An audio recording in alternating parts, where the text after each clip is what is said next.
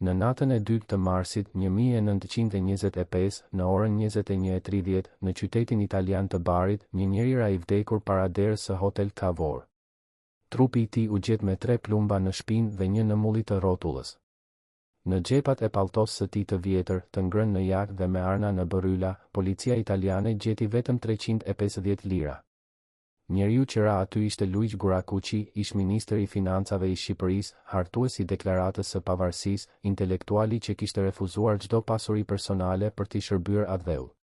Por ajo që trondit botën shqiptare nuk ishte vetëm vdekja e tij. Ishte identiteti I vrasësit. Baltion Stambolla, djali I tezës së Guracucit, I afërmi I gjakut që kishte ndar bukën me të vetëm disa orë më parë, ishte ai që kishte shtypur këmbilën.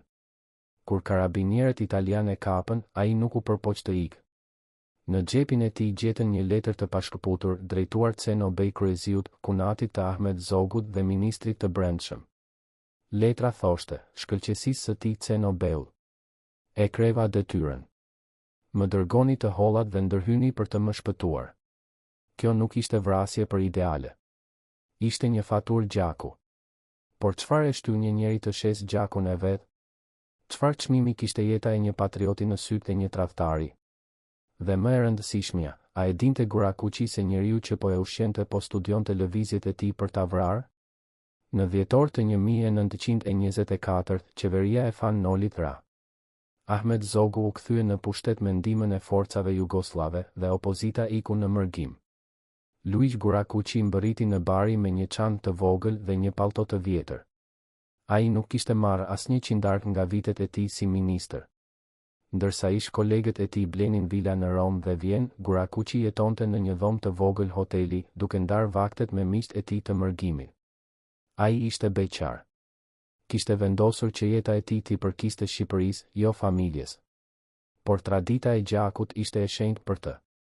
Kur në fund të shkurtit të 1925, Baltion Stambolla u shfaq në derën e dhomës së tij, Guracucci nuk dyshoi asnjë sekond. Djali I tezës së tij, I riu që kishte luajtur në oborrin e shtëpisë së tij kur ishte fëmijë, tani qëndronte para tij me sytë plot lodh. Unë jam penduar, Xhaxha, I tha Stambolla. Kam bërë gabime. Kam qenë afër njerëzve të gabuar.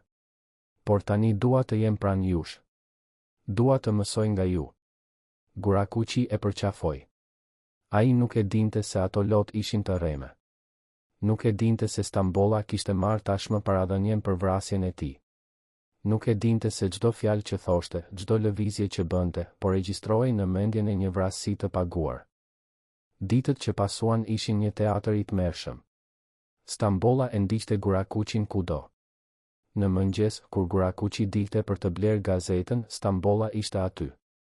Në drekë, kur Guracucci hante në restorantin e lirë pranë portit, Stambolla ulej në tavolinën e tij. Në darkë, kur Guracucci kthehej në hotel, Stambolla ecste pranë tij. Dhe Guracucci, njeriu që kishte negociuar me diplomat evropian, që kishte hartuar ligje dhe kushtetuta, nuk pa asgjë të dyshim. Ai e trajtonte Stambollën si djalin që nuk e kishte pasur kurrë. Ndante bukën e tij me të, edhe pse vetë kishte vetëm sa për të mbijetuar. Miqtë e Guracuccit filluan të shqetësoheshin. Sotir Gjika, miku I tij më I ngushtë, I tha një ditë: Luigi, ky djalë nuk më pëlqen. Ka diçka të çuditshme në sytë e tij. Por Guracucci qeshi. Sotir, ai është gjaku im. Si mund të dyshoj te gjaku im? Kjo ishte gabimi që do t'i kushtonte jetën. Sepse Stambolla nuk ishte më gjak. Ai ishte një makinë vdekjeje, e programuar nga Ceno Bej kryeziu dhe e financuar nga regjimi I Zogut. Dhe çdo ditë që kalonte, ai po afrohej më shumë me momentin kur do të shtynte këmbilën. Në mbrëmjen e 2 të marsit, Guracucci doli për darkë me miqtë e tij. Ata shkuan në restorantin e Hotel Cavour, një vend modest ku shërbenin pjata të thjeshta për çmime të ulta. Guracucci porositi supë dhe bukë. Ai nuk kishte para për më shumë. Stambolla nuk ishte me ta atë mbrëmje. Ai kishte thënë se kishte një takim të rëndësishëm. Por në të vërtetë, ai ishte jashtë, duke pritur. Ai kishte veshur rroba të reja, të blera me parat e paradhënies. Kishte kontrolluar revolverin 10 herë. Kishte shkruar letrën për Ceno Beun, duke I kujtuar se kishte kryer detyrën dhe se tani duheshin parat e premtuara. Dhe tani, ai qëndronte në errësirën e rrugës duke pritur që Gurakuqi të dilte nga restoranti. Ora ishte 21. Gurakuqi po qeshte me miqt e tij. Ai po tregonte një histori nga koha kur ishte ministër, kur kishte refuzuar një ryshfet të madh nga një kompani e huaj. Unë u thash, po thoshte ai, se duart e mia nuk shiten. Ato i përkasin Shqipërisë. Miqt e tij duart trokitën. Por jashtë, në errësirë, një njeri po numëronte frangat e arit që do të merrte për të vrarë autorin e atyre fjalëve. Ora 21:30 po afrohej. Dhe me të, po afrohej fundi i një jete të kushtuar idealeve dhe fillimi i një tradhtie që do të mbetej në histori si një nga më të ultat që ka njohur Shqipëria. Kur Gurakuqi u ngrit nga tavolina, ai i tha miqve të tij, "Të fala, shok. Nesër do të takohemi përsëri." Ai nuk e dinte se këto do të ishin fjalët e fundit që do t'u thoshte atyre. Ai doli nga restoranti dhe filloi të ecte drejt derës së hotelit. Ishte një natë e ftohtë. Era e detit e bënte të dridhej dhe ai e ngjeshi palltos e vjetër rreth trupit. Stambolla e pa nga errësira. Zemra e tij po rrahte shpejt, por jo nga pendimi. Ishte adrenalina e vrasit që po përgatitej të godas. Ai e nxori revolverin nga xhepi. E kontrolloi edhe një herë. Pastaj filloi të ecte pas Gurakuqit. Hapat e tij ishin të heshtur. Gurakuqi nuk dëgjoi asgjë. Ai po mendonte për takimin e nesër me miqtë e mërgimit, për planet që kishin për të vazhduar luftën kundër zogut. Ai nuk e dinte se nuk do të kishte nesër. Kur Gurakuqi arriti në derën e hotelit, Stambolla ishte vetëm 2 metra pas tij. Ai e ngriti revolverin. Dhe pa asnjë hezitim, pa asnjë fjalë lamtumire, pa asnjë shenjë njerëzore, ai shtyu këmbilën. Plumbi i parë e goditi Gurakuqin në shpinë. Ai u përplas përpara. Plumbi i dytë e goditi përsëri në shpinë. Ai ra në gjunjë. Plumbi i tretë e goditi në mullit të rrotullës. Ai ra përmbys. Gjaku filloi të rrjedhë në kaldrëmin e barit. Dhe Baltion Stambolla, djali i tezës, njeriu që kishte ndarë bukën me viktimën e tij vetëm disa orë më parë, qëndroi mbi trupin e tij dhe nuk ndjeu asgjë. Vetëm kënaqësinë e detyrës së kryer. Vetëm pritjen për frangat e arit që do të vinin. Karabinierët italian arritën brenda pak minutash. Ata e gjetën Stambollën duke qëndruar pranë trupit. Ai nuk u përpoq të ikë. Kur ata e kapën, ai bërtiti në italisht, "Mos më prekni. Kam vrarë një tradhtar të atë udhtim." Ishte një alibi i përgatitur, një përpjekje për t'i dhënë krimit një ngjyrim politik. Por policia italiane nuk ishte e interesuar për politikën shqiptare. Ata e kontrolluan Stambollën dhe gjetën letrën. Letrën që e dënonte. Letrën që tregonte se kjo nuk ishte vrasje për ideale, por një vrasje me pagesë. Shkëlqësisë së tij Cenobel. E kreva detyrën. Më dërgoni të hollat dhe ndërhyni për të më shpëtuar. Kur gazetarët italian lexuan këtë letër, ata mbetën të shokuar. Kjo nuk ishte një vrasje politike. Ishte një ekzekutim mercenar. Dhe viktima nuk ishte një armik i popullit. Ishte një njeri që kishte jetuar në varfëri për të mbrojtur idealet e tij. Kur trupi i Gurakuqit u dërgua në morg, mjekët italian u shtangën. Ish ministri i financave të Shqipërisë kishte veshur një pallto të vjetër, të ngrënë në jak dhe me xhepa të arnuar. Ai nuk kishte përfituar asnjë qindark nga pushteti. Ndërsa vrasi i tij, djali i tezës, ishte veshur me rroba të reja dhe të shtrenjta, të blera me paratë e gjakut. Lajmi i vrasjes trondit diasporën shqiptare. Miqtë e Gurakuqit nuk mund ta besonin. Si ishte e mundur që një njeri i gjakut të bënte një gjë të tillë? Si ishte e mundur që tradita e shenjtë e familjes të shkojë kaq poshtë? Por për regjimin e zogut, kjo ishte vetëm një operacion i suksesshëm. Gurakuqi ishte eliminuar. Opozita kishte humbur një nga zërat më të fortë. Dhe Baltion Stambolla do të shpërblehej. Gjyqi që u mbajt në Itali në 1927 ishte një farsë. Me ndërhyrjen e qeverisë shqiptare dhe lidhjeve fashiste, Stambolla mori një dënim qesharak. Më vonë, ai u lirua. Disa thonë se ai jetoi në hije, i përbuzur nga të gjithë shqiptarët. Të tjerë thonë se ai përfundoi i çmendur, i ndjekur nga fantazma e Gurakuqit. Të tjerë thonë se ai u vra në rrethana të paqarta, si një mallkim për gjakun që kishte derdhur. por e vërteta mbetet e panjohur. Ajo që dihet është se Baltion Stambolla shiti gjakun e tij për 3.000 franga ari. Dhe se Luigi Gurakuqi vdiq duke besuar te tradita që e tradhtoi. A mund të besosh të gjaku yt kur pushteti e korrupton çdo gjë? A mund të jetosh me ideale në një botë ku çdo njeri ka një çmim? Dhe më e rëndësishmja, çfarë ndodh me një shoqëri kur edhe lidhjet më të shenjta shiten përpara? Këto janë pyetjet që vrasja e Luigi Gurakuqit na lë. Dhe këto janë pyetjet që vazhdojnë të na ndjekin edhe sot, pothuajse një shekull më vonë. Sepse tradhtia e Baltion Stambollës nuk ishte vetëm një krim individual. Ishte një simptom e një shoqërie që po humbiste vlerat e saj. Ishte fillimi i një epoke ku besnikëria kishte një çmim dhe ku çdo njeri mund të blihej. Dhe kjo epokë, fatkeqësisht, nuk ka mbaruar ende. Në vitet që pasuan vrasjen e Gurakuqit, regjimi i Zogut vazhdoi të eliminojë kundërshtarët e tij. Bajram Curi u vra në 1925. Hasan Prishtina u vra në 1934. Lista e viktimave u zgjat. Por asnjë vrasje nuk kishte të njëjtën peshë simbolike si ajo e Gurakuqit. Sepse Gurakuqi nuk u vra nga një armik. U vra nga gjaku i tij. Dhe kjo bëri që vrasja e tij të mbetej në kujtesën kolektive si një nga tradhtitë më të mëdha në historinë shqiptare. Por çfarë e shtyu Baltion Stambollën të bëjë një gjë të tillë? A ishte vetëm lakmia përpara? A ishte ambicia për pushtet? A ishte frika nga regjimi i Zogut? Apo ishte diçka më e thellë, një lloj urrëtieje të fshehur ndaj njeriut që përfaqësonte gjithçka që ai nuk ishte? Këto janë pyetje që nuk do të marrin kurrë përgjigje të plota. Por ajo që dihet është se Stambolla nuk ishte një vrasës i lindur. Ai ishte një njeri i dobët, i korruptuar nga pushteti dhe i manipuluar nga ata që e përdorën si një mjet. Në arkivat e policisë italiane të Barit, të mbyllura për 60 vjet, ekziston një dosje me kodin Omicidio Gurakuqi Riservato. Brenda saj, një fotografi që asnjë shqiptar nuk e ka parë kurrë, trupi i Luigi Gurakuqit në morg, i shtrirë mbi një tavolinë të ftohtë metalike, me palltos e vjetër ende të veshur. Por nuk është kjo që të ngrin gjakun.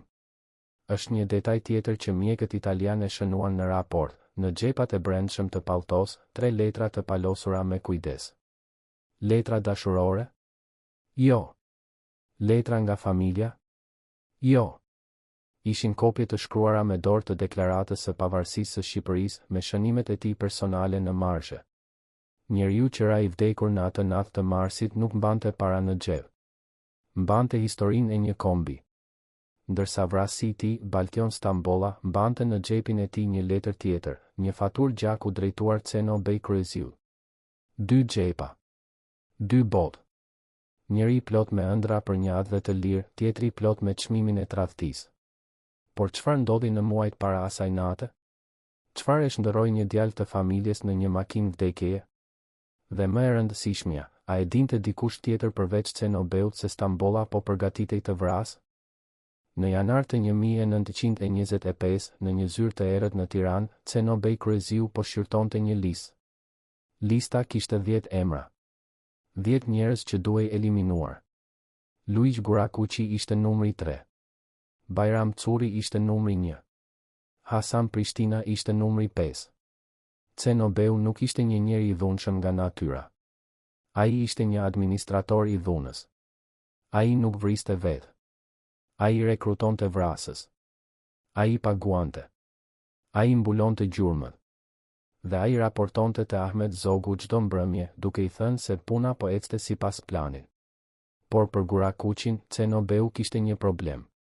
Gurakuqi jetonte në Bari, i rrethuar nga miqtë e tij. Ai ishte i kujdesshëm. Ai nuk dilte vetëm natën.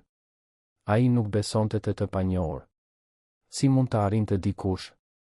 Atëherë Ceno Beut ju kujtua një detaj që e kishte dëgjuar vite më parë. Gurakuqi kishte një tezë në Shkodër dhe kjo tezë kishte një djalë të quajtur Baltion Stambolla. Një djalë pa profesion të qëndrueshëm, i njohur për jetë boheme dhe borxhe. Një djalë që kishte nevojë përpara. Një djalë që mund të blihej. Ceno Beu e thiri Stambollën në Tiranë në fund të janarit. Takimi u mbajt në një shtëpi private, larg syve të kuriozëve. Ceno Beu nuk humboi kohë me fjalë të kota. Ai e vuri para Stambollës një shumë parash që ai nuk e kishte parë kurrë në jetën e tij, 5.000 franga ari. Gjysma tani, i tha Cenobeu, gjysma kur të kryet puna. Stambolla pyeti, çfarë pune? Cenobeu e shikoi drejt në sy. Xhaxha yt, Luiq Gurakuqi, është një armik i shtetit. Ai po komploton kundër mbretit. Ai po përgatit një grush shteti nga bari. Ai duhet ndaluar. Stambolla nuk ishte budalla. Ai e dinte se Gurakuqi nuk ishte duke komplotuar asgjë. Ai e dinte se Gurakuqi ishte duke jetuar në varfëri, duke shkruar artikuj kundër zogut, por pa asnjë plan konkret për të rrëzuar regjimin. Por Stambolla e dinte edhe një gjë tjetër, ai kishte borxhe. Ai kishte armiq. Ai kishte nevojë për mbrojtje. Dhe 5.000 franga ari mund t'i zgjidhnin të gjitha problemet e tij. Ai pyeti, si duhet të bëhet?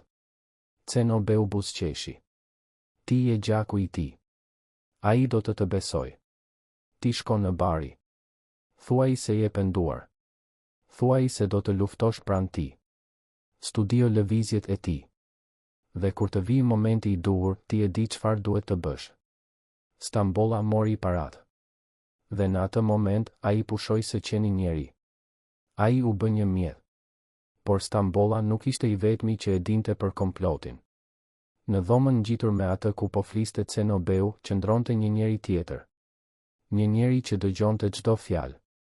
Një njeri që më vonë do të dëshmonte se kishte dëgjuar gjithçka, por që kishte heshtur nga frika. Ky njeri ishte Çatin Saraçi, ish miku i Gurakuqit që tani i shërbente zogut. Çatin Saraçi e dinte se Gurakuqi do të vritej. Ai e dinte se vrasësi do të ishte Stambolla. Ai e dinte datën, vendin, mënyrën. Por ai nuk bëri asgjë. Ai nuk e paralajmëroi Gurakuqin. Ai nuk e njoftoi policinë italiane. Ai vetëm qëndroi në heshtje dhe la që gjaku të derdhej. Pse? Sepse Çatin Saraçi kishte zgjedhur anën e tij. Ai kishte zgjedhur pushtetin mbi miqsinë. Ai kishte zgjedhur të jetojë mbi të vërtetën. Dhe kjo zgjedhje e tij do ta ndjek deri në varr. Vite më vonë, kur gazetarët e pyetën nëse e dinte diçka për vrasjen e Gurakuqit, ai u përgjigj, unë nuk di asgjë. Unë isha në Tiranë atë natë. Por ai gënjeu. Ai e dinte gjithçka. Dhe heshtja e tij ishte po aq fajtore sa plumbat e Stambollës. Në fillim të shkurtit, Stambolla mbërriti në bari. Ai e gjeti Gurakuqin duke jetuar në një dhomë të vogël hoteli, duke shkruar artikuj për gazeta të mërgimit. Kur Gurakuqi e pa, ai nuk besoi syve të tij. Baltion. Djali im. Çfarë të solli këtu? Stambolla filloi të qante. Ai ishte një aktor i mirë. Ai i tha Gurakuqit se kishte bërë gabime, se kishte qenë afër njerëzve të gabuar, se tani donte të ishte pranë tij, të mësonte nga ai, të luftonte pranë tij. Gurakuqi e përqafoi. Ai nuk pa lotët e rrem. Ai nuk pa shikimin e ftohtë që Stambolla hodhi mbi dhomën, duke vlerësuar ku do të ishte më e lehtë ta vriste. Ai vetëm pa djalin e tezës së tij, djalin që kishte luajtur në oborrin e shtëpisë së tij kur ishte fëmijë, dhe ndiu një ngrohtësi në zemër. Ti je i mirë pritur këtu, Baltion, i tha ai. Ne jemi familje. Gjaku nuk harrohet kurrë. Por gjaku mund të shitet. Dhe Stambolla tashmë e kishte shitur të tijin. Ditët që pasuan ishin një torturë e ngadaltë. Stambolla e ndiqte Gurakuqin kudo. Ai mësoi se Gurakuqi zgjohej në orën 7 të mëngjesit. Ai mësoi se Gurakuqi blinte gazetën nga i njëjti qoshk çdo ditë. Ai mësoi se Gurakuqi hante drek në të njëjtin restoran, në të njëjtën tavolinë, në të njëjtën orë. Ai mësoi se Gurakuqi kthehej në hotel në orën 9 të mbrëmjes, duke ecur nga e njëjta rrugë. Ai mësoi çdo detaj të jetës së tij. Dhe çdo ditë ai raportonte te Cenobeu përmes letrash të kodifikuara. Objekti është i parashikueshëm, shkruante ai. Momenti i duhur po afrohet. Por ndërsa Stambolla po studionte viktimën e tij, Gurakuqi po përpiqej ta shpëtonte. Ai e shihte se Stambolla nuk kishte para. Ai e shihte se Stambolla kishte veshur rroba të vjetra dhe këpucë të shpuara.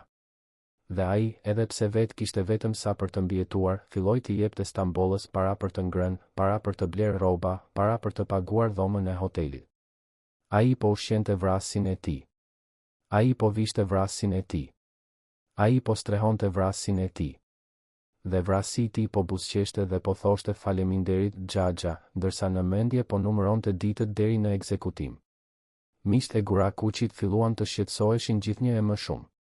Sotir Gjika, miku I tij më I ngushtë, I tha një ditë, Luiq, ky djalë nuk më pëlqen. Ka diçka të çuditshme në sytë e tij.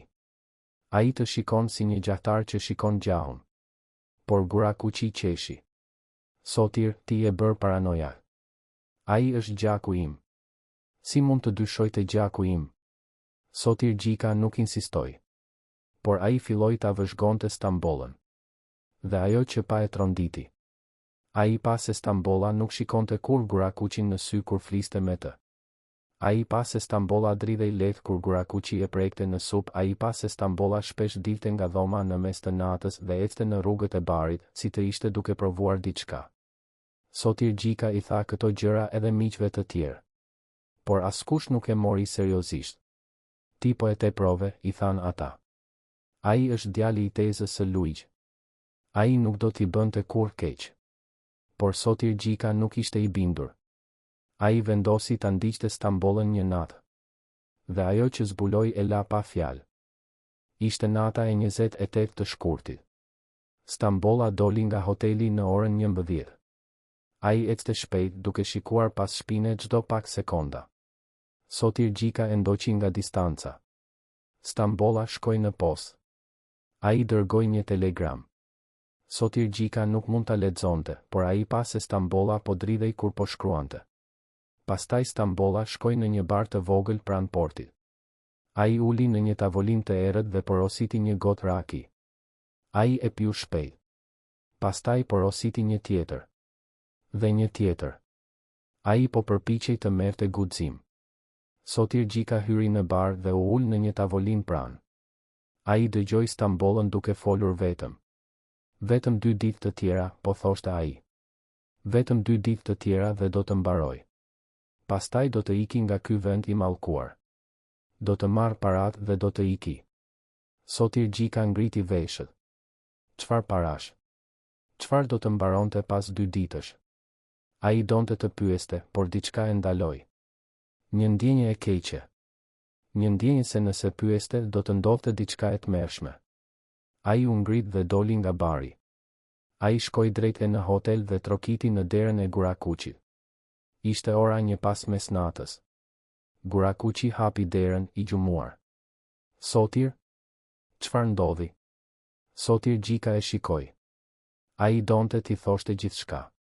Ai donte t'i thoshte se Stambolla po komplotonte diçka. Ai donte t'i thoshte se Stambolla po fliste për para dhe për të ikur. Por kur pa fytyrën e lodhur të Gurakuçit, kur pa besimin në sytë e tij, ai nuk guxoi. Asgjë, tha ai.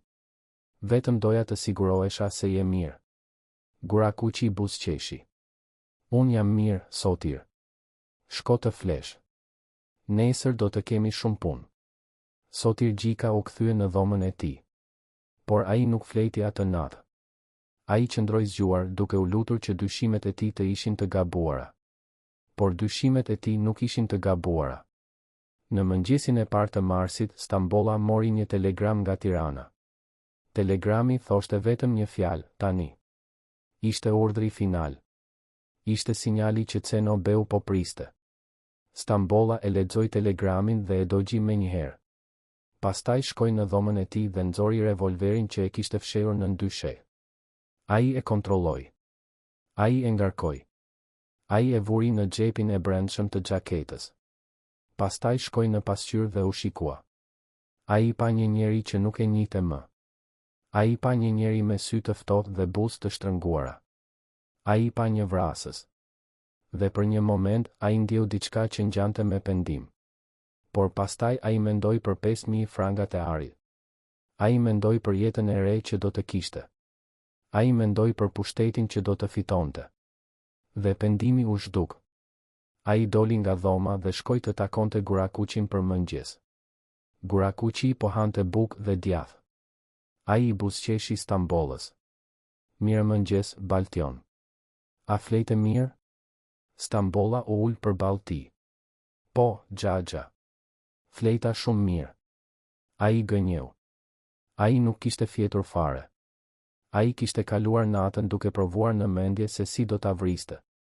Dhe tani, duke parë Gurakuqin duke ngrënë bukë me paqe, ai ndjeu një ndjenjë të çuditshme. Ai ndjeu se po shikonte një njeri që tashmë ishte i vdekur. Një fantazm që ende nuk e dinte se ishte fantazm. Dita e dytë e marsit kaloi ngadalë. Gurakuqi punoi në artikullin e tij. Stambolla pretendoi se po lexonte një libër, por në të vërtetë ai po vëzhgonte orën. Ora 5. Ora 6. Ora 7. Çdo orë që kalonte, zemra e tij rrahte më shpejt. Në orën 8, Gurakuqi i tha, Baltion, unë do të dal për darkë me miq. A do të vish? Stambolla tha, jo, Xhaxha. Kam një takim të rëndësishëm. Gurakuqi nuk pyeti më shumë. Ai u vesh me palltos e tij të vjetër dhe doli. Stambolla e pa duke dalë. Ai numëroi deri në 10. Pastaj u ngrit dhe shkoi në dhomën e tij. Ai nxori revolverin. Ai e vuri në xhepin e brendshëm. Ai nxori letrën që kishte shkruar për Cenobeun. Ai e lexoi edhe një herë. Shkëlqësisë së tij Cenobeu. E kreva detyrën.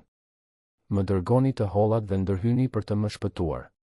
Ai e palosi letrën dhe e vuri në xhepin tjetër. Pastaj doli nga hoteli dhe shkoi të priste në errësirë. Ora ishte 20. Ai kishte një orë e gjysmë për të pritur. Një orë e gjysmë për të menduar. Një orë e gjysmë për të u penduar. Por ai nuk u pendua. Ai vetëm priti. Dhe kur ora u bë 21:30, kur Gurakuqi doli nga restoranti dhe filloi të ecte drejt hotelit, Stambolla e nxori revolverin dhe filloi të ecte pas tij. Hapat e tij ishin të heshtur. Zemra e tij ishte e ftohtë. Dhe kur ai e ngriti revolverin dhe e drejtoi drejt shpinës së Gurakuqit, ai nuk ndjeu asgjë. Vetëm një mendim, 5.000 franga ari. A mund të jetosh me veten tënde pasi ke vrarë gjakun tënd përpara? A mund të hash bukë pa u kujtuar bukën që ndave me viktimën tënde? A mund të flesh pa parë fytyrën e tij në ëndra? Këto janë pyetjet që Baltion Stambolla nuk i bëri kur vetes para se të shtypte këmbilën. Por këto janë pyetjet që do ta ndiqnin për pjesën tjetër të jetës së tij. Sepse tradhtia nuk ka vetëm një çmim financiar. Ajo ka edhe një çmim shpirtëror.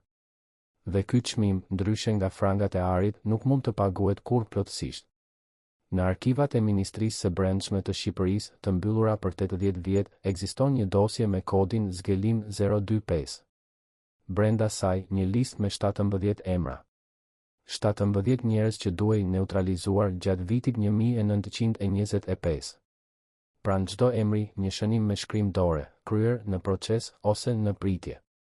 Pranë emrit të Luiq Gurakuqit me boj të kuqe, shkruaj, kryer 2 mars, Stambolla, paguar plotësisht. Por ka një detaj që historianët e zbuluan vetëm në vitin 2010, në fund të listës me shkronja të vogla, shkruaj një emër tjetër.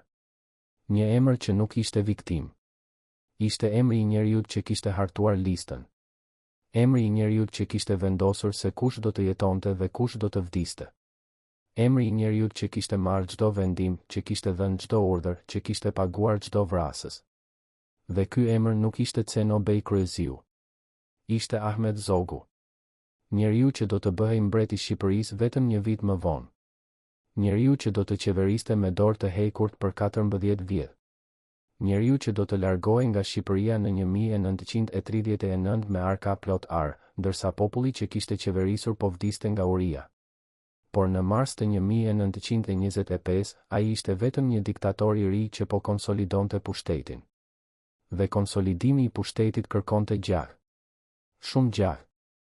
Kur lajmi i vrasjes së Gurakuqit arriti në Tiranë, Ahmet Zogu po hante darkë në pallatin e tij. Ai ishte i rrethuar nga ministrat e tij, nga generalet e tij, nga njerëzit që i kishin shitur shpirtrat për një vend në tavolinën e tij. Cenobei Kryeziu hyri në dhomë dhe ju afrua Zogut. Ai i përshpëriti diçka në vesh. Zogu nuk ndryshoi shprehjen e fytyrës. Ai vetëm mori një glënik verë dhe tha me zë të lartë, zotërin, kam lajme të mira. Një armik i shtetit është neutralizuar. Shqipëria është më e sigurt sot se dje. Ministrat duartrokitën. Generalët ngritën gotat. Askush nuk pyeti se kush ishte armiku. Askush nuk pyeti si ishte neutralizuar. Ata vetëm festuan. Sepse ata e dinin se çdo armik i zogut ishte edhe armiku i tyre. Dhe çdo vdekje e një armiku ishte një garanci më shumë për jetën e tyre. Por në një cep të dhomës, një njeri nuk festoi. Çatin Saraçi, ishmiku i Gurakuçit, qëndronte i palvizur me gotën në dorë, por pa e ngritur. Ai e dinte se kush ishte neutralizuar. Ai e dinte se si ishte neutralizuar. Dhe ai e dinte se ai vetë kishte qenë pjesë e neutralizimit. Ai kishte dëgjuar komplotin. Ai kishte heshtur. Dhe tani, ai po pinte verë mbi gjakun e mikut të tij. Por zogu nuk ishte i kënaqur vetëm me vdekjen e Gurakuçit. Ai donte të sigurohej se mesazhi ishte i qartë, askush nuk mund t'i shpëtonte. As në Shqipëri, as jashtë saj. As në male, as në qytete. As i vetëm, as i rrethuar nga miqt. Dhe më e rëndësishmja, as i mbrojtur nga gjaku. Sepse nëse gjaku mund të blihej, atëherë askush nuk ishte i sigurt. Dhe kjo ishte pikërisht ajo që zogu donte. Ai donte që çdo kundërshtar i tij të jetonte në frikë. Ai donte që çdo njeri që mendonte të fliste kundër tij të dinte se edhe vëllai i tij, edhe djali i tij, edhe babai i tij mund të blihej për ta vrarë. Kjo ishte psikologjia e terrorit. Dhe zogu e zotëronte atë në përsosmëri. Në javët që pasuan vrasjen e Gurakuçit, ai urdhëroi eliminimin e 3 kundërshtarëve të tjerë. Bajram Curi u vra në shkurt. Hasan Prishtina u vra në prill. Lista po shkurtohej. Dhe çdo emër që hiqej nga lista ishte një hap më afër pushtetit absolut. Por ndërsa zogu po ndërtonte perandorinë e tij mbi kufoma, trupi i tij po fillonte të paguante çmimin. Në vitin 1925, Ahmet Zogu ishte 30 vjeç. Ai ishte një njeri i ri, i fortë, me shëndet të mirë. Por brenda 5 vitesh, ai do të ishte një njeri i moshuar para kohe. Flokët e tij do të thininin. Fytyra e tij do të mbushej me rrudha. Shikimi i tij do të bëhej i ftohtë dhe i largët. Ai do të fillonte të vuante nga pagjumësia kronike. Ai do të fillonte të shihte armiq kudo. Ai do të fillonte të besonte se çdo njeri rreth tij po komplotonte për ta vrarë. Dhe kjo nuk ishte paranoj. Ishte realiteti i një njeriu që kishte vrarë aq shumë sa e dinte se diku, po planifikonte të hakmerej. Mjeku personal i zogut, Dr. Lorenz Carbonara, mbajti një ditar të fshehtë për vitet që shërbeu në pallat. Në këtë ditar, ai shkroi detaje që asnjë historian nuk i kishte parë deri në vitin 2015, kur djali i tij i dorëzoi ato arkivit kombëtar. Në një hyrje të datës 10 prill 1928, Dr. Carbonara shkroi: "Mbreti nuk fle më shumë se 3 orë në natë. Ai kërkon pilula gjumi, por unë i them se nuk mund t'i jap më shumë se sa i kam dhënë. Ai më kërcënon. Ai thot se nëse nuk i jap pilula, ai do të gjej një mjek tjetër. Unë i jap pilulat. Çfarë tjetër mund të bëj? Ai është mbreti. Por unë e di se këto pilula po e vrasin ngadalë. Ai po bëhet i varur. Ai po bëhet i çmendur." Në një hyrje tjetër të datës 25 qershor 1930, Dr. Carbonara shkroi: "Sot mbreti më thiri në orën 4 të mëngjesit. Ai ishte i mbuluar me djers. Ai po dridhej. Ai më tha se kishte parë një ëndër ku Luiq Gurakuçi po hynte në dhomën e tij dhe po e zinte për fyti. Ai më pyeti: a mund të më vrasin të vdekurit, doktor? Unë nuk dija çfarë t'i përgjigjesha. Unë vetëm i dhash një qetësues dhe e lash të flinte. Por kur dola nga dhoma, e dëgjova duke qarë. Mbreti i Shqipërisë po qante si një fëmijë. Dhe unë nuk mund të bëja asgjë për ta ndihmuar. Këto ishin shenjat e para të shkatërimit. Shenjat e para se pushteti që ndërtohet mbi gjak nuk mund të mbahet pa paguar një çmim. Dhe çmimi ishte shëndeti mendor i zogut. Por ai nuk ndaloi. Ai vazhdoi të vriste. Ai vazhdoi të komplotonte. Ai vazhdoi të sundonte me frikë. Sepse ai e dinte se momenti që do të ndalonte, momenti që do të tregonte dobësi, do të ishte momenti kur armiqt e tij do të sulmonin. Por kishte një armik që zogu nuk mund ta vriste. Një armik që jetonte brenda tij. Dhe ky armik ishte kujtesa. Çdo natë, kur ai mbyllte syt, ai i shihte fytyrat e atyre që kishte vrarë. Ai i dëgjonte zërat e tyre. Ai I ndjente duart e tyre duke e zënë për fyti. Dhe çdo mëngjes, kur ai zgjohej, ai ishte më I lodhur se kur kishte shkuar të flinte. Në vitin 1935, 10 vjet pas vrasjes së Gurakuqit, Zogu urdhëroi që të gjitha dosjet e vrasjeve politike të digjeshin. Ai thiri Ceno Bey Kryeziun dhe I tha: "Unë dua që çdo dokument, çdo letër, çdo provë që lidhet me eliminimin e armiqve të shtetit të shkatërrohet. Unë dua që historia të harrojë." Ceno Bey pyeti: "Por madhëria juaj, këto dokumente janë prova e besnikërisë son ndaj jush. Këto dokumente tregojnë se ne bëm atë që ishte e nevojshme për të mbrojtur shtetin." Zogu e shikoi me një shikim të ftohtë. "Këto dokumente janë prova e krimeve tona. Dhe unë nuk dua që pasardhësit e mi t'i lexojnë ato. Djegi gjithçka." Ceno Bey u përgjigj: "Siç urdhëroni, madhëria juaj." Por Ceno Bey nuk dogji gjithçka. Ai mbajti një kopje të listës. Ai e fsheu në një vend të sigurt. Ai mendoi se një ditë, kjo listë mund t'i shërbente si një sigurim jete. Nëse Zogu do të përpiqej ta eliminonte edhe atë, ai do të kishte një armë për t'u mbrojtur. Por Ceno Bey nuk e dinte se Zogu e dinte për kopjen. Zogu e dinte gjithçka. Ai kishte spiun kudo. Ai kishte njerëz që e dëgjonin çdo bisedë, që e lexonin çdo letër, që e ndiqnin çdo lëvizje. Dhe kur ai zbuloi se Ceno Bey kishte mbajtur një kopje të listës, ai nuk tha asgjë. Ai vetëm e shënoi në mendje. Dhe priti. Sepse Zogu e dinte se hakmarrja më e mirë nuk është ajo që vjen menjëherë. Është ajo që vjen kur viktima nuk e pret. Në vitin 1938, Ceno Bey Kryeziu vdiq në rrethana të çuditshme. Raporti zyrtar tha se ai kishte vdekur nga një sulm në zemër. Por mjekët që e ekzaminuan trupin e tij gjetën gjurmë të një helmi të rrallë, një helm që përdorej vetëm nga shërbimet sekrete. Askush nuk guxoi të fliste. Askush nuk guxoi të hetonte. Sepse të gjithë e dinin se kush kishte urdhëruar vrasjen. Dhe të gjithë e dinin se nëse flisnin, ata do të ishin të ardhshmin. Por ndërsa Zogu po eliminonte edhe ata që e kishin ndihmuar të arrinte në pushtet, ai nuk e dinte se historia po e eliminonte edhe atë. Në vitin 1939, Italia e Mussolinit pushtoi Shqipërinë. Zogu iku me familjen e tij, duke marrë me vete arka plot ar. Ai shkoi në Greqi, pastaj në Angli, pastaj në Francë, pastaj në Egjipt. Ai jetoi në mërgim për 25 vjet.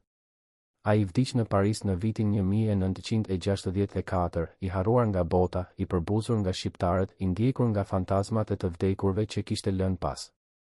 Kur trupi I tij u kthye në Shqipëri në vitin 2007, vetëm pak njerëz dolën për ta përcjell. Dhe askush nuk qau. Sepse historia nuk harron. Historia nuk fal. Historia vetëm regjistron. Dhe ajo që historia regjistroi për Ahmet Zogun ishte kjo: ai ishte një njeri që arriti pushtetin duke vrarë. Ai e mbajti pushtetin duke vrarë. Dhe ai e humbi pushtetin sepse nuk kishte më këtë vriste. Por pyetja që mbetet është kjo: a ja vlente? A ja vlente të jetosh në frikë për 25 vjet? A ja vlente të vdesësh I vetmuar dhe I harruar? A ja vlente të dish se emri yt do të mbetet në histori jo si një hero, por si një tiran? Këto janë pyetjet që Zogu nuk I bëri kur vetes. Sepse njerëzit si ai nuk bëjnë pyetje. Ata vetëm veprojnë. Ata vetëm marrin. Ata vetëm vrasin. Dhe kur vjen fundi, ata vetëm ikin. Por gjaku që derdhin nuk largohet kurrë. Ai mbetet në histori. Ai mbetet në kujtesën kolektive. Ai mbetet si një paralajmërim për të gjithë ata që mendojnë se pushteti mund të ndërtohet mbi kufoma. Sepse çdo kufom ka një emër. Çdo emër ka një familje. Çdo familje ka një kujtesë. Dhe kujtesa, ndryshe nga njerëzit, nuk vdes kurrë. Në vitin 1927, gjyqi kundër Baltion Stambollës u mbajt në Bari. Salla e gjyqit ishte plot me gazetar italian, me diplomat, me përfaqësues të qeverisë shqiptare. Stambolla hyri në sallë I veshur me një kostum të zi, I qethur, I pastër. Ai nuk dukej si një vrasës. Ai dukej si një zyrtar I qeverisë. Dhe në një farë mënyre, ai ishte një zyrtar I vdekjes. Prokurori italian filloi të lexonte akuzën. Baltion Stambolla akuzohet për vrasjen me paramendim të Luigi Gurakuçit, shtetas shqiptar, në datën 2 mars 1925 në qytetin e Barit. Provat janë të qarta: 3 plumba në trupin e viktimës, një revolver në duart e të akuzuarit dhe një letër në xhepin e tij që dëshmon se vrasja u krye me pagesë. Avokati i Stambollës u ngrit. Ai ishte një avokat i famshëm italian, i paguar nga qeveria shqiptare. Ai tha: "Zotëri gjyqtar, klienti im nuk mohon se ka qelluar Luigi Gurakuçin. Por ai mohon se ka qenë një vrasje me pagesë." Letra që u gjet në xhepin e tij ishte një letër e shkruar në një moment paniku, pas krimit. Klienti im vrau Luigi Gurakuçin sepse besonte se ai ishte një tradhtar i atveu. Ai vrau për patriotizëm, jo për para. Prokurori qeshi. Patriotizëm? Ai vrau xhaxhain e tij, njeriun që e kishte ushqyer, njeriun që e kishte strehuar, njeriun që i kishte dhënë para për të mbijetuar. Çfarë lloj patriotizmi është ky? Avokati u përgjigj: "Patriotizmi i vërtet nuk njeh gjak. Patriotizmi i vërtet kërkon sakrificë. Dhe klienti im bëri sakrificën më të madhe, ai sakrifikoi lidhjen e gjakut për të mbrojtur atveun." Ishte një argument i bukur. Ishte një argument që mund të bindë një juri. Por kishte një problem: letra. Letra që thoshte: "Më dërgoni të hollat." Letra që e dënonte Stambollën më shumë se çdo dëshmi tjetër. Prokurori e mori letrën dhe e lexoi me zë të lartë, shkëlqësisë së tij cenobeu. E kreva detyrën. "Më dërgoni të hollat dhe ndërhyni për të më shpëtuar." Ai e shikoi jurin. "Zotërin, kjo nuk është letra e një patrioti. Kjo është letra e një mercenari. Kjo është letra e një njeriu që vrau përpara. Dhe ky njeri duhet të dënohet me maksimalen e ligjit." Por gjyqi nuk shkoi siç pritej. Qeveria italiane, që kishte marrëveshje ekonomike me qeverinë e Zogut, ushtroi presion mbi gjykatën. Gjyqtari mori këshilla nga njerëz të lartë. Dëshmitarët që mund të dëshmonin kundër Stambollës u friksuan ose u blen. Sotir Gjika, miku i Gurakuçit që kishte qenë pranë tij kur u vra, u kërcënua se nëse dëshmonte, familja e tij në Shqipëri do të vuante. Ai nuk dëshmoi.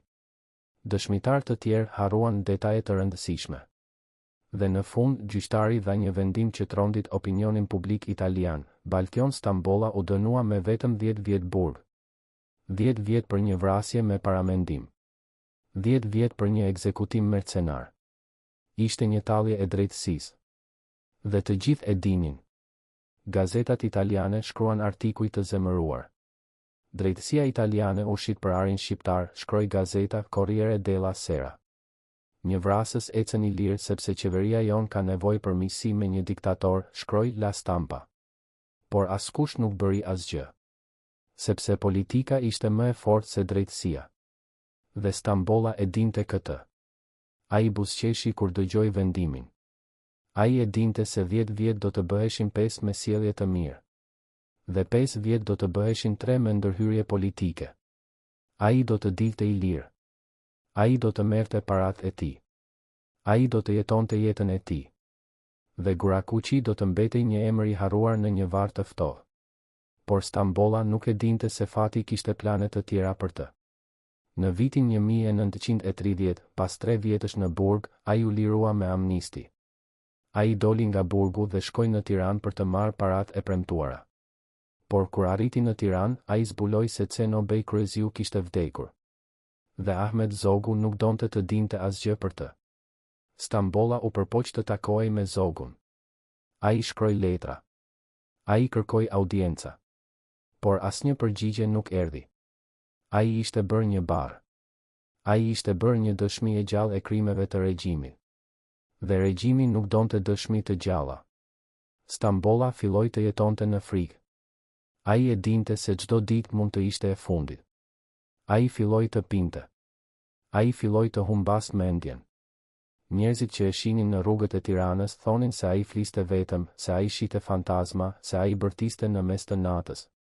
Në vitin 1935, 10 vjet pas vrasjes së Gurakuçit, Baltion Stambolla u gjeti vdekur në një rrugicë të Tiranës.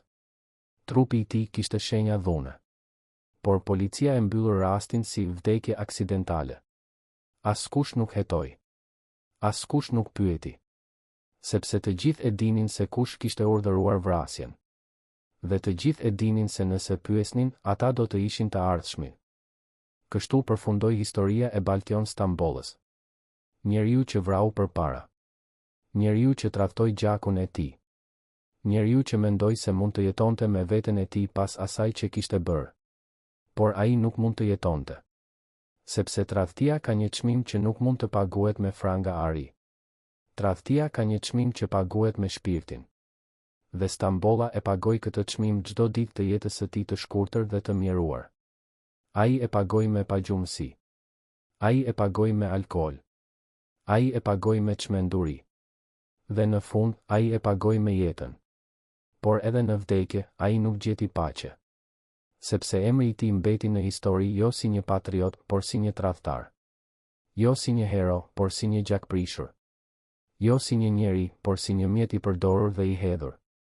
A mund të jetosh me veten tënde pasi ke shitur gjakun tënd?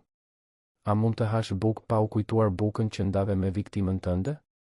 A mund të flesh pa parë fytyrën e tij në ëndra? Këto janë pyetjet që Baltion Stambolla nuk i bëri kur vetes para se të shtypte këmbilën. Por këto janë pyetjet që e ndoqën deri në varr. Dhe këto janë pyetjet që duhet t'i bëjmë vetes edhe sot. Sepse bota nuk ka ndryshuar aq shumë që atëherë. Pushteti ende korrupton. Parat ende blejnë njerëz. Dhe tradhtia ende ekziston edhe brenda familjeve.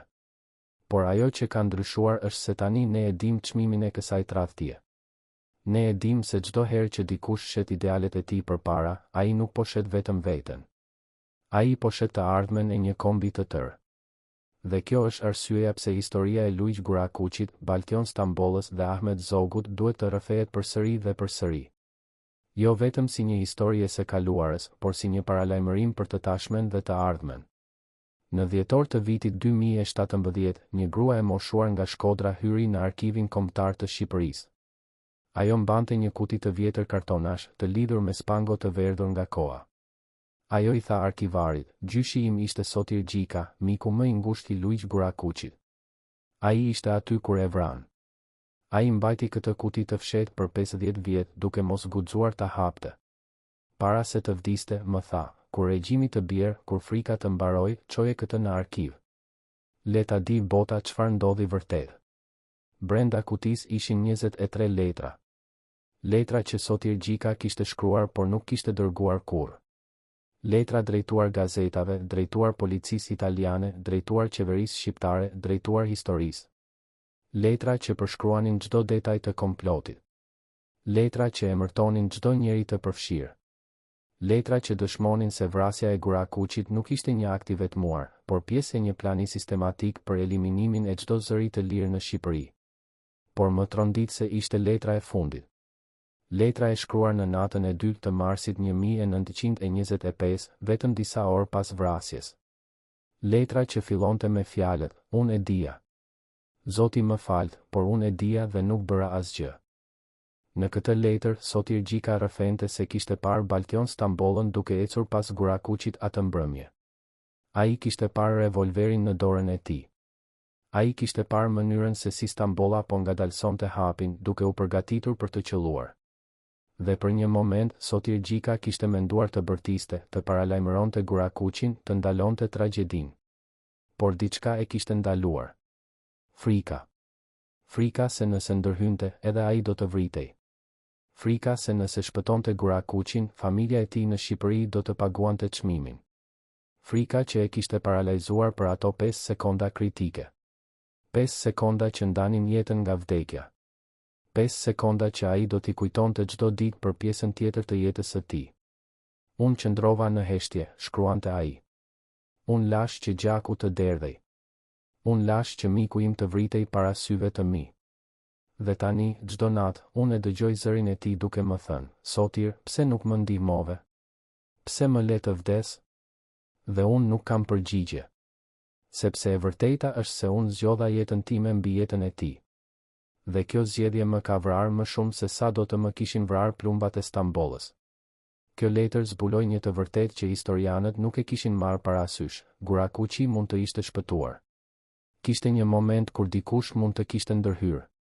Kishte një moment kur historia mund të kishte shkuar ndryshe. Por ky moment u hum. Jo nga fati. Jo nga rastësia. Por nga frika. Frika që e bën njeriu të zgjedh heshtjen mbi drejtësinë. Frika që e bën njeriu të zgjedh mbijetesën personale mbi jetën e tjetrit. Frika që është arma më e fortë e çdo diktature. Sepse një diktaturë nuk mbahet vetëm me plumba. Ajo mbahet me heshtjen e atyre që dinë të vërtetën por nuk guxojnë ta thonë. Ajo mbahet me dorëzimin e atyre që zgjedhin të jetojnë në gënjeshtër sesa të vdesin për të vërtetën. Ajo mbahet me tradhtinë e vogël që çdo njeri bën çdo ditë, duke thënë, unë nuk mund të bëj asgjë. Unë jam vetëm një njeri i vogël. Por historia e Sotirgjikës na tregon se nuk ka njerëz të vegjël. Ka vetëm zgjedhje. Dhe çdo zgjedhje ka pasoja. Kur arkivari lexoi letrën, ai qau. Ai nuk kishte qarë kur duke lexuar një dokument historik. Por kjo letër nuk ishte vetëm një dokument. Ishte një rrëfim. Ishte një pendim. Ishte një akuzë kundër çdo njeriu që ka zgjedhur heshtjen mbi guximin. Ai e publikoi letrën në vitin 2018. Reagimi ishte i fuqishëm. Disa e akuzuan Sotirgjikën si bashkëfajtor. Të tjerë e mbrojtën duke thënë se ai ishte vetëm një viktimë e sistemit. Por të gjithë ranë dakord në një gjë, historia e vrasjes së Gurakuçit nuk ishte vetëm historia e një tradhtari që vrau përpara. Ishte historia e një shoqërie që lejoi që kjo të ndodhte. Ishte historia e njerëzve që pan por nuk folën. Ishte historia e atyre që dinin por zgjodhen të harronin. Ishte historia e një kombi që humbi jo vetëm një hero, por edhe guximin për ta mbrojtur atë. Dhe kjo humbje ishte më e madhe se çdo vrasje. Sepse një komb mund të mbijetoj pa heronj. Por nuk mund të mbijetoj pa guxim. Por pyetja që mbetet është kjo, çfarë do të kishte ndodhur nëse Sotirgjika kishte bërë tir? Çfarë do të kishte ndodhur nëse ai kishte zgjedhur guximin mbi frikën? A do të ishte shpëtuar Gurakuçi? A do të ishte ndryshuar historia? Këto janë pyetje që nuk do të marrin kurrë përgjigje. Por ato janë pyetje që duhet t'i bëjmë vetes çdo ditë. Sepse çdo ditë ne përballemi me zgjedhje të ngjashme. Çdo ditë ne shohim padrejtësi dhe duhet të vendosim, a do të flasim apo do të heshtim? A do të veprojmë apo do të shikojmë? A do të zgjedhim guximin apo frikën? Dhe çdo herë që zgjedhim frikën, ne po lejojmë që një Gurakuçi tjetër të vdesë. Çdo herë që zgjedhim heshtjen, ne po lejojmë që një Stambolla tjetër të shtypë këmbilën. Çdo herë që zgjedhim të shikojmë nga ana tjetër, ne po bëhemi bashkëfajtor në krimet që po ndodhin para syve tanë. Në mars të vitit 2025, 100 vjet pas vrasjes së Gurakuçit, qyteti i Barit organizoi një ceremoni përkujtimore. Bashkia Italiane vendosi një pllakë përkujtimore në vendin ku ra Gurakuçi. Pllaka shkruante: këtu, në 2 mars 1925, ra i vdekur Luigi Gurakuçi, patriot shqiptar, viktimë e terrorit politik. Bari nuk harron. Në ceremoni morën pjesë përfaqësues të qeverisë shqiptare, historian, gazetar dhe pasardhës të familjeve të përfshira në ngjarje. Ishte një moment i rrallë kur e kaluara dhe e tashmja u takuan. Kur historia u bë e prekshme. Kur emrat në librat e historisë u bën njerëz të vërtet me jetë të vërtet dhe vdekje të vërtet. Por ajo që trondit më shumë ishte prania e një gruaje të moshuar që askush nuk e njihte. Ajo që ndronte në fund të turmës, e mbështetur në një bastun, me sy plot lodh. Kur ceremonia mbaroi, ajo ju afrua pllakës dhe vuri një lule të kuqe. Pastaj u kthye për të ikur. Por një gazetar e ndaloi dhe e pyeti: "Kush jeni ju? A keni ndonjë lidhje me Luigi Gurakuçin?" Gruaja e shikoi për një kohë të gjatë. Pastaj tha: "Unë jam Besat e Baltion Stambollës. Unë jam gjaku i vrasësit." Heshtja që ra ishte e rëndë. Askush nuk e priste këtë përgjigje. Gruaja vazhdoi: "Gjyshi im vdiq para se unë të lindja. Por gjithë jetën time, unë kam jetuar me turpin e asaj që ai bëri. Gjithë jetën time, unë kam dëgjuar histori se si ai tradhtoi gjakun e tij përpara. Gjithë jetën time, unë kam mbajtur një emër që është sinonim i tradhtisë. Dhe sot, unë erdha këtu për të kërkuar falje. Jo në emër të tij, sepse ai nuk meriton falje. Por në emër të gjithë atyre që mbajnë gjakun e tij dhe që duhet të jetojnë me barën e asaj që ai bëri." Ajo qau. Dhe shumë nga të pranishmit qanë me të. Sepse ajo që ajo po thoshte ishte e vërtet, krimet nuk ndikojnë vetëm në viktima. Ato ndikojnë edhe në pasardhësit e kriminalëve. Ato krijojnë një barë që kalon nga brezi në brez. Një barë që nuk mund të shlyhet, por vetëm të pranohet dhe të mbahet me dinjitet.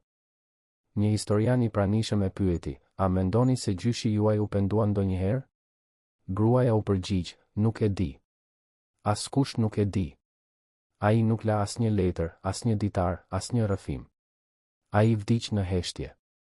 Por unë dua të besoj se ai u pendua. Unë dua të besoj se në ato ditë të fundit të jetës së tij, kur po humbte mendjen, kur po shihte fantazma, ai po shihte fytyrën e Gurakuçit. Unë dua të besoj se ai kuptoi se asnjë sasi parash nuk ja vlente për atë që kishte bërë.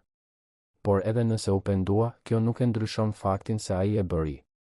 Edhe nëse vuajti, kjo nuk e kthen Gurakuçin në jetë. Edhe nëse u ndëshkua, kjo nuk e shlyen gjakun që derdhi. Ajo pushoi për një moment, pastaj shtoi, por ajo që më dhem më shumë nuk është se çfarë bëri gjyshi im.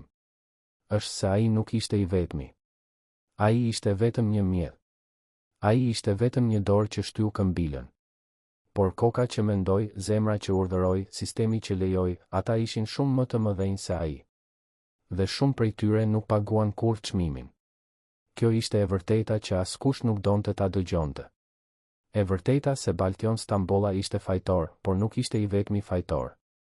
E vërteta se Ceno Bey Kryeziu ishte fajtor, por nuk ishte I vetmi fajtor.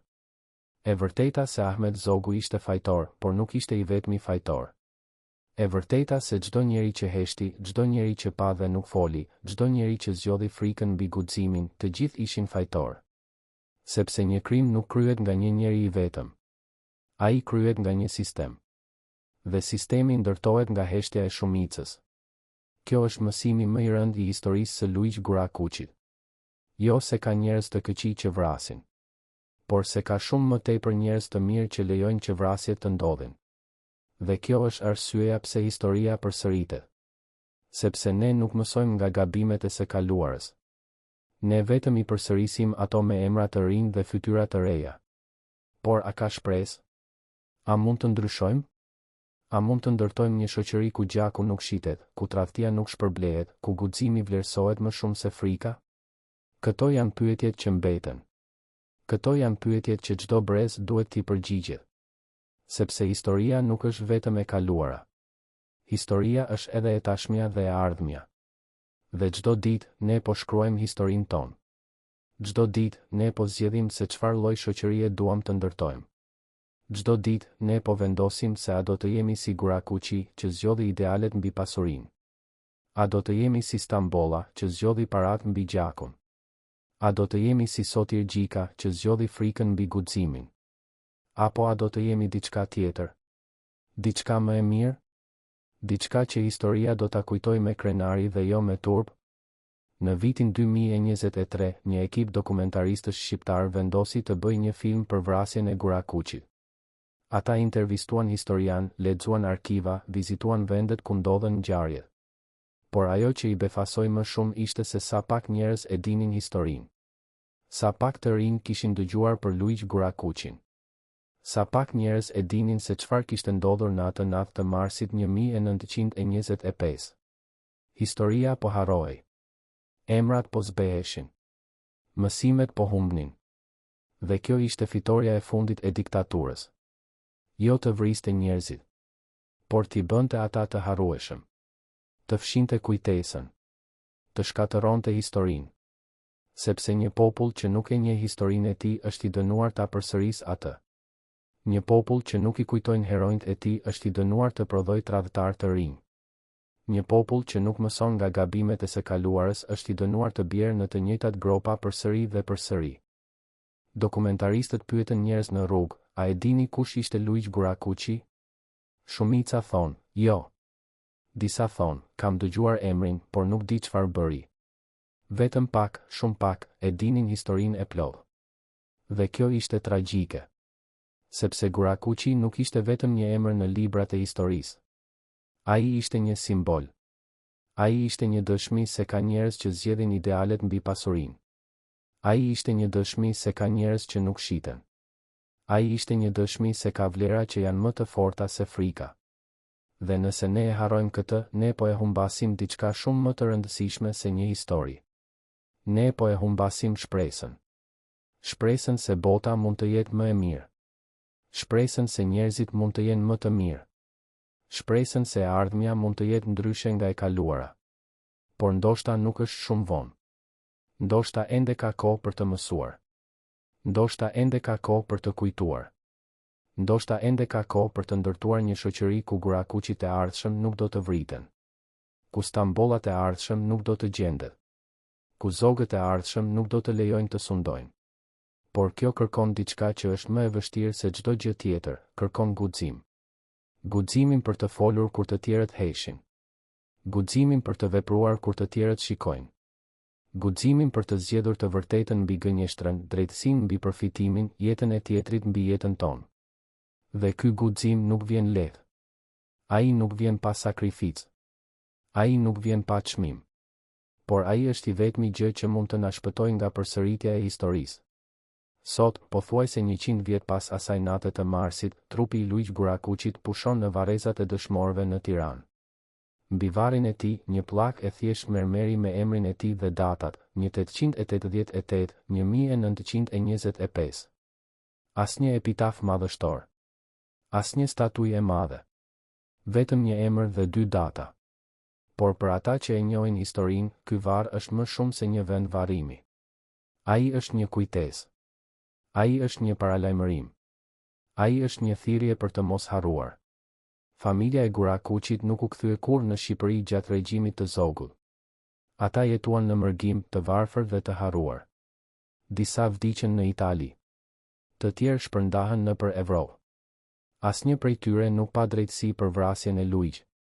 Asnjë prej tyre nuk pa vrasjen e tyre të dënuar siç meritonte. Ata vetëm mbajtën kujtesën e tij gjallë, duke ja treguar fëmijëve të tyre, duke ja treguar nipërve të tyre, duke ja treguar brezave që vinin. Dhe kjo kujtesë, kjo histori e transmetuar nga goja në gojë, ishte arma e tyre e vetme kundër harresës. Baltion Stambolla vdiq i vetmuar dhe i përbuzur. Askush nuk erdhi në funeralin e tij. Askush nuk qau për të. Trupi i tij u varros në një vend të panjohur, pa pllak, pa emër. Ai u bë ajo që kishte frikë më shumë, një asgjë. Një emër që përmendej vetëm me ne veri. Një histori që tregoi vetëm si paralajmërim. Dhe pasardhësit e tij mbajnë ende barën e asaj që ai bëri, duke jetuar me turpin e një emri që është sinonim i tradhtisë. Ahmet Zogu vdiq në mërgim, i harruar dhe i vetmuar. Ai kishte qenë mbredh. Ai kishte pasur pushtet absolut. Ai kishte sunduar me dorë të hekur. Por në fund, ai nuk kishte asgjë. As atëve. As populli. As kujtesë të mirë. Vetëm një emër që historia e regjistroi jo si një hero, por si një tiran. Dhe kjo ishte ndëshkimi i tij më i madh, jo vdekja, por harresa. Jo humbja e pushtetit, por humbja e respektit. Jo fundi i jetës, por fundi i trashëgimisë. Por pyetja që mbetet, pyetja që historia nuk mund ta përgjigjet, pyetja që çdo brez duhet ta bëjë vetes, është kjo: a mësuam diçka?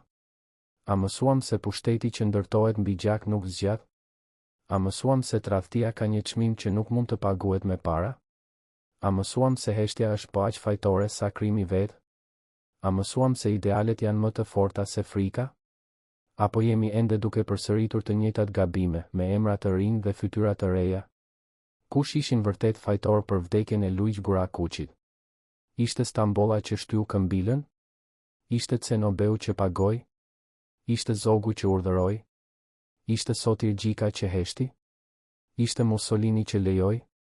Apo ishte një sistem i tërë, një shoqëri e tërë, një kohë e tërë që kishte vendosur se jeta e një njeriu të ndershëm blente më pak se stabiliteti i një regjimi të korruptuar? Dhe më e rëndësishmja, apo ndodh e njëjta gjë edhe sot?